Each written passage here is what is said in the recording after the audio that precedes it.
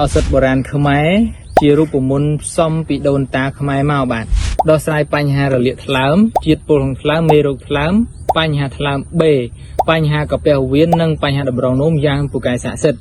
ចំពោះឱសថបុរាណសំពីឫសឈើមែកឈើផ្លែផ្កានៃរុក្ខជាតិក្នុងព្រៃចំនួន7មុខកិនជាម្សៅលាយជាមួយនឹងទឹកឃ្មុំងាយស្រួលហូបងាយស្រួលពិសា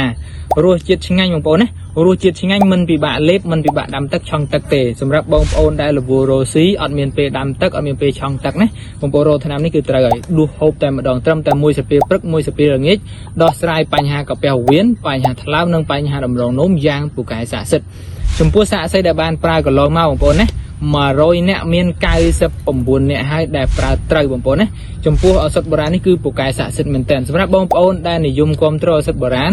share ចែករំលែកនៅវីដេអូនេះយើងនឹងផ្ដល់តម្លៃពិសេសជូនបងប្អូនដែលចង់ដឹងព័ត៌មានលម្អិតឆាតចូល page ឥឡូវនេះដើម្បីប្រឹក្សាជាមួយលោកគ្រូជំនាញដោយឥតគិតថ្លៃចង់តាមដានព័ត៌មានបន្តអាចតាមដានតាមរយៈ TikTok តាមរយៈ Channel Telegram និង YouTube នៅ link ខាងលើវីដេអូនេះបានបាទអរគុណ